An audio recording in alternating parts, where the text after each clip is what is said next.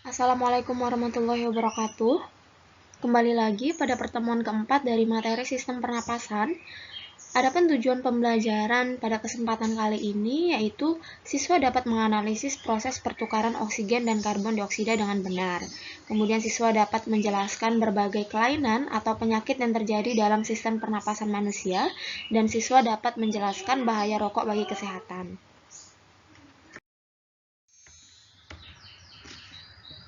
Yang pertama, mekanisme pernapasan pada manusia. Pernapasan atau pertukaran gas pada manusia berlangsung melalui dua tahap, yaitu pernapasan luar atau pernapasan eksternal dan juga pernapasan dalam atau pernapasan internal. Pernapasan eksternal itu adalah pertukaran gas O2 dan CO2 yang terjadi antara udara dengan kapiler darah. Perlu digarisbawahi, pernapasan eksternal itu adalah pertukaran gas yang terjadi di antara alveolus dengan kapiler darah. Bisa adik-adik lihat pada gambar ya. Nah, di sini kan ada gambar alveolus. Nah, banyak kapiler darah yang mengelilingi alveolus ini. Kapiler darah ini yang berwarna merah sama yang berwarna biru ya. Dia yang mengelilingi alveolus itu. Jadi, selama pernapasan eksternal, di dalam paru-paru itu akan terjadi pertukaran gas CO2 yang meninggalkan kapiler darah dan juga O2 yang masuk ke dalam darah melalui difusi. Nah, perlu diketahui dahulu bahwa difusi itu adalah pergerakan molekul dari tekanan yang lebih tinggi menuju ke tekanan yang lebih rendah. Nah, bisa dilihat ya di sini. Yang berwarna pink ini adalah alveolusnya. Ketika udara masuk dan masuk ke menuju alveolus, kemudian di sini ada kapiler darahnya yang berwarna merah ini. Nah, ketika udara masuk ke dalam alveolus, tekanan parsial, namanya tekanan parsial ya, tekanan parsial oksigen yang berada di dalam alveolus itu 100 mmHg tekanannya. Sedangkan tekanan parsial oksigen pada kapiler darah ini dia sebesar 40. Nah, karena adanya perbedaan tekanan parsial itu, maka oksigen yang berada di dalam alveolus ini dia akan berdifusi masuk ke dalam kapiler darah. Berdifusi dari tempat tekanan yang tinggi menuju ke tekanan yang lebih rendah. Sedangkan tekanan parsial pada CO2 yang berada di dalam kapiler darah ini dia sekitar 46 mmHg.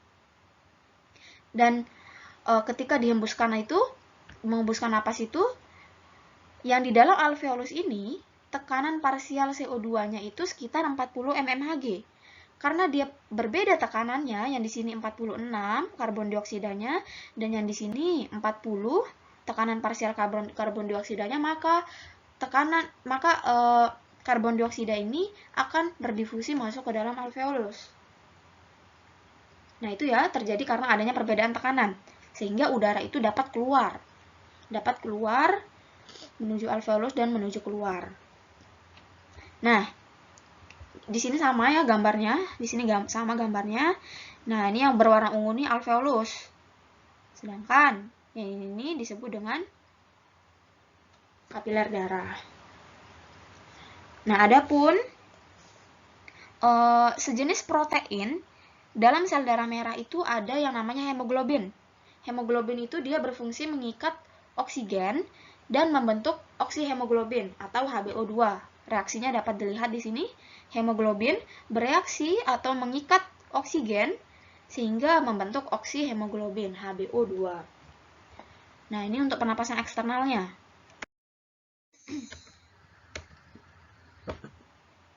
Selanjutnya, pernapasan internal atau pernapasan keluar. Pernapasan internal itu adalah pertukaran gas di dalam jaringan tubuh. Jadi pada pernapasan dalam, darah itu masuk ke dalam jaringan tubuh. Sebelumnya kan udah dijelaskan bahwa pada pernapasan eksternal itu terjadi pertukaran gas antara alveolus dengan kapiler darah. Nah, sedangkan pernapasan internal itu pertukaran gas yang terjadi di antara kapiler darah dengan jaringan tubuh. Dapat dibayangkan? Oke, jadi darah itu masuk ke dalam jaringan. Yang awalnya berada di kapiler darah masuk ke dalam jaringan. Nah, yang awalnya oksigen tersebut yang telah dijelaskan, dia berikatan dengan hemoglobin. Oksigen itu kan sebelumnya berikatan dengan hemoglobin sehingga membentuk oksihemoglobin, HbO2.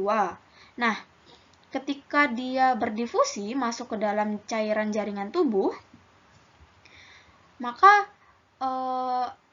oksigen itu akan melepaskan ikatannya dengan hemoglobin tersebut. Sehingga oksigen itu akan lepas, sehingga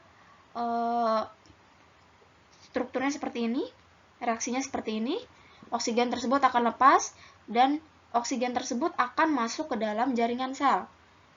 Yang dimana oksigen tersebut dapat digunakan untuk proses respirasi sel ya. Nah, oksigen yang digunakan untuk respirasi sel itu untuk mengoksidasi zat makanan atau glukosa sehingga dapat dihasilkan energi, kemudian dapat dihasilkan gas, CO2, dan juga dapat dihasilkan uap air. Jadi energi hasil dari respirasi itu disebut dengan ATP atau berupa dengan ATP. Sudah dipelajarin kan sebelumnya? Nah, jadi semakin banyak oksigen yang digunakan oleh sel-sel tubuh, maka semakin banyak karbon dioksida yang terbentuk dari proses respirasi tersebut. Hal tersebut mengakibatkan tekanan parsial karbon dioksida dalam sel-sel tubuh itu atau dalam jaringan tubuh itu dia lebih tinggi dibandingkan dengan tekanan parsial karbon dioksida dalam kapiler darah. Oleh karena itu, karbon dioksida itu akan berdifusi dari jaringan tubuh atau sel-sel tubuh menuju ke kapiler darah, yang kemudian akan dibawa oleh sel darah merah menuju ke paru-paru atau menuju ke alveolus. Nah, maka ketika karbon dioksida itu sudah di dalam paru-paru, CO2 itu akan berdifusi lagi dari kapiler darah menuju alveolus. Hal ini terjadi karena adanya tekanan parsial tadi, perbedaan tekanan ya, nanti akan dijelaskan. Tekanan parsial CO2 yang berada di kapiler darah itu dia lebih tinggi daripada tekanan parsial CO2 yang berada di dalam alveolus, sehingga karbon dioksida itu dapat dikeluarkan dari tubuh melalui ekspirasi atau menghembuskan napas. Nah, jadi misalnya ya, bisa dilihat di sini. Nah, ini kan jaringan tubuh ya. Jaringan tubuh atau sel-sel tubuh lah. Ini kapiler darah tadi. Kapiler darah. Nah, di sini nih tekanan parsial O2 yang di kapiler darah itu kan 100 nih misalnya, 100. Nah, terus tekanan parsial O2 pada kapiler darah ini kan 100. Nah, sedangkan tekanan parsial O2 dalam jaringan tubuh ini 40 ya. Nah, maka karena dia berbeda, ini yang lebih tinggi tekanan parsial oksigennya daripada yang ini, maka oksigen itu akan masuk ke dalam kapiler darah. Tapi perlu diingat ya, dia oksigen yang di sini nih, dia sudah berlepas ikatannya, udah nggak ada hubungan lagi dengan hemoglobin, udah dilepas. Maka oksigen itu akan masuk ke dalam jaringan tubuh. Nah, oksigen yang masuk ke dalam jaringan tubuh ini, dia akan digunakan untuk proses respirasi sel yang sudah dijelaskan tadi ya. Dia akan digunakan untuk proses respirasi sel. Nah, oksigen itu kan akan dibawa tuh ke seluruh tubuh. Digunakan untuk ini, untuk itu, untuk metabolisme, semuanya digunakan oksigen itu. Nah, kemudian karena banyak oksigen yang digunakan itu banyak untuk respirasi sel, maka semakin banyak karbon dioksida yang dihasilkan. Setelah oksigen itu dipakai banyak di dalam jaringan tubuh, hasilnya kan karbon dioksida kan. Nah, karbon dioksida itu yang terbentuk itu semakin banyak. Nah, karena dia banyak di sini, tekanannya tinggi. Jadi tekanan parsial karbon dioksida pada jaringan tubuh ini dia sebesar 46 mmHg. Nah, sedangkan tekanan parsial karbon dioksida yang berada di plasma di jaringan tubuh ini dia 40 mmHg. Maka karbon dioksida ini akan berdifusi masuk ke dalam kapiler darah dari tekanan yang tinggi menuju tekanan yang lebih rendah. Jadi itu ya, bisa dimengerti. Nah, ini sama seperti tadi, ini bisa dilihat ya, ini alveolus banyak dikelilingi oleh kapiler darah yang berwarna merah sama berwarna biru ini pembuluh vena, pembuluh arteri. Nah, ini pernapasan internal, ini pernapasan eksternal. Nah, ini pernapasan eksternal ini kan antara alveolus dengan kapiler darah. Nah, ini jelas nih, alveolus oksigennya masuk, berdifusi karena perbedaan tekanan. Nah, ini kan ada sel darah merah nih. Nah, oksigen itu akan diikat oleh hemoglobin yang berada di dalam sel darah merah. Kemudian dibawalah ke seluruh kapiler darah ini. Nah, kemudian setelah itu ke pernapasan internal. Nah, ini kan tadi yang telah dibawa oleh ini sel darah merah yang telah membawa oksigen.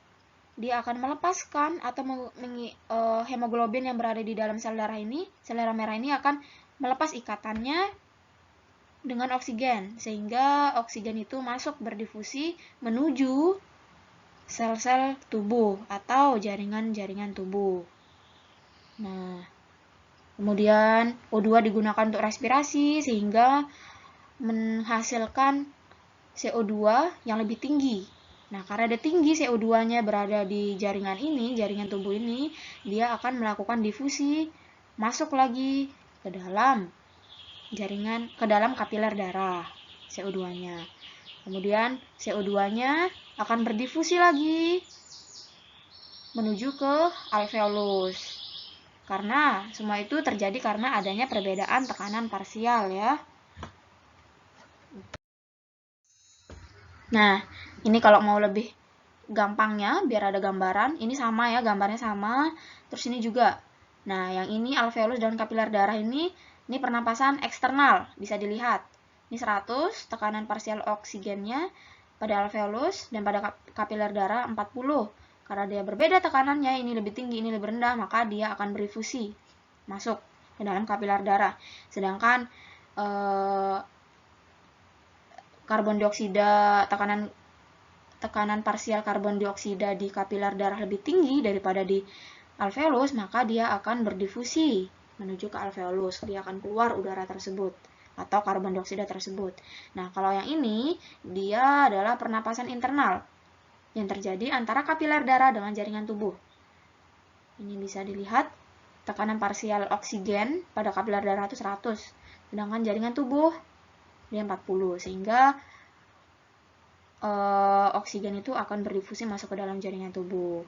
Nah, terus oksigen itu digunakan untuk respirasi sel, kemudian akan menghasilkan lebih banyak karbon dioksida di jaringan tubuh ini.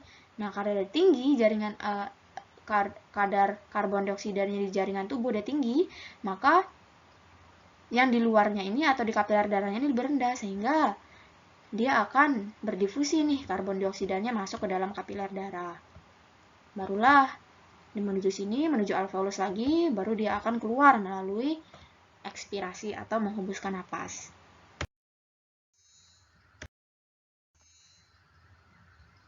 Nah, selanjutnya, gangguan sistem pernapasan pada manusia.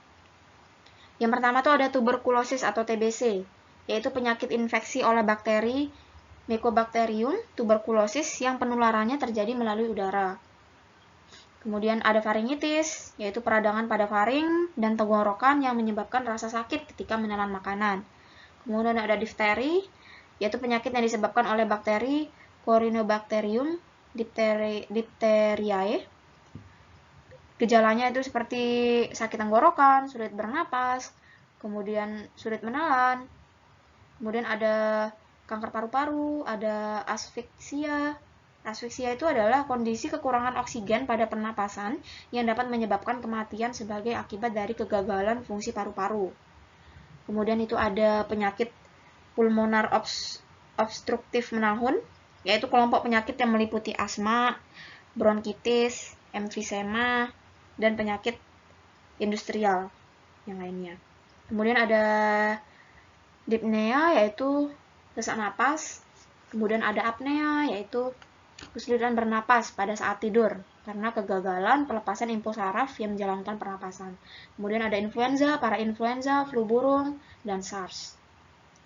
Bisa dicari-cari lagi referensinya. Nah, ini untuk gambarnya ya, gambarnya secara umum. Penyakit bronkitis, kemudian ada penyakit pneumonia itu adalah peradangan pada paru-paru yang dapat mengakibatkan alveolus itu terisi cairan yang berlebihan. Nah, kemudian bahaya rokok bagi kesehatan. Jadi ada beberapa zat dalam rokok yang membahayakan ya. Yang pertama itu ada nikotin. Nah, nikotin itu zat kimia yang bersifat sangat toksik atau beracun, dan dia itu dapat merusak jantung dan juga sirkulasi darah. Dan dia itu bersifat karsinogen. Kemudian itu ada tar. Nah, tar itu merupakan substansi hidrokarbon yang amonia, bersifat lengket dan menempel pada paru-paru. Jadi tar itu akan menempel pada paru-paru itu, sehingga tar itu dapat merusak sel-sel paru-paru dan dapat menyebabkan kanker. Dan yang terakhir itu ada karbon monoksida, yaitu gas beracun yang dapat mengakibatkan berkurangnya kemampuan darah dalam mengikat oksigen. Oke. Materi kita sudah selesai ya, silahkan adik-adik untuk dipelajari, dipahami dengan baik, disimak videonya, dan jangan lupa dicatat. Karena nanti di akhir dari pembelajaran sistem pernapasan, catatan kalian akan diperiksa dan akan dimasukkan nilai. Terima kasih.